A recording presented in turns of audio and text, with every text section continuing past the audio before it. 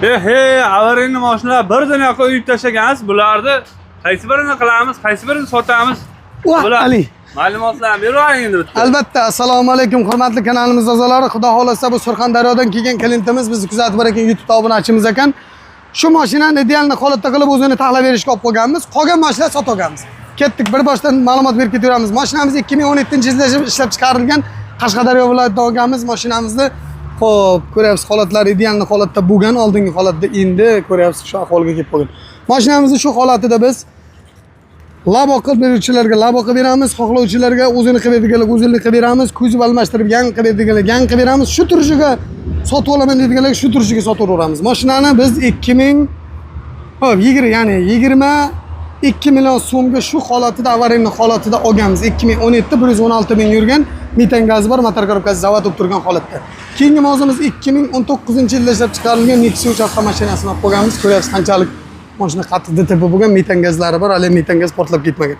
Xo'p, mashina haqida ma'lumotimiz ketdi. Motor korobkalari, saloni butun, faqat kuzov qismiga ziyon yetkazgan. Nima uchun aerobag o'tmagan? Savol. Aerobag nima uchun o'tmagan? Mojbut o'chirib qo'ygandir, lekin ko'pchilik mashinalarimizda ko'p mashinalarimiz aerobag o'tmayapti. Xo'p, motor xonalarini ko'rsatamiz. Mashinani yurgani 164 ming ekan. Shu holatida DTP bo'lgan mashinamiz 2019-yilda motor korobkasi butun, salon qismlari butun, avaringni holatda, xohlovchilar uchun avaringni holatida sotamiz, xohlovchilar uchun kuzov qo'yib beramiz, xohlovchilar uchun o'zini remont qilib beramiz, xohlovchilar uchun ramaga terib beramiz. Xo'p, mashinamizning narxi $2200 ga shu holatda avaringni holatida Jizzax viloyatidan olingan mashina.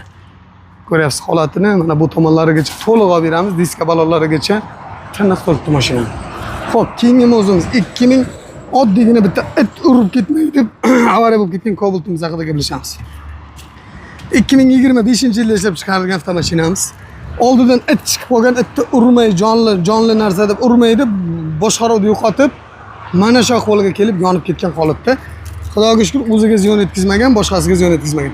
Mashinamiz ma'lumotlari ketdi. 2025-yilda ishlab chiqarilgan, motor xonalari yonib ketgan, salon qismlari kelikkan bo'lsa, torpedani usti ozgina erigan, plus sidinalarigacha yetib bormagan.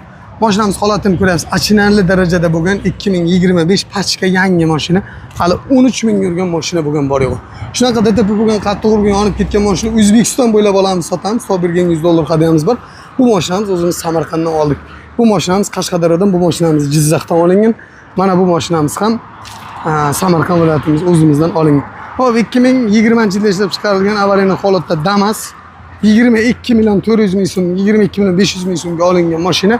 Buni ham xohlovchilar uchun labo qilib beramiz, xohlovchilar uchun Damas qilib beramiz, xohlovchilar uchun yangi kuzov qilib beramiz. Bizni kuzatib boring, shunaqa qiziqarli mavzularni o'tkazib borish uchun kanalimizga yangi bo'lsangiz obuna bo'lib qo'ying. Mana shu mashina kimga qiziq bo'lsa, narxlar haqida kommentariyada fikrlanishni kutib qolamiz. O'z fikrlaringizni telefon nomerida ekranda qoldirsak, hamma xohlagan mashinani ideal holatda qilib beramiz yoki shu turishiga sotib olamiz. Biz kuzatib boring, siz Jalol Avtoservis kanalini kuzatasiz. Hammaga rahmat.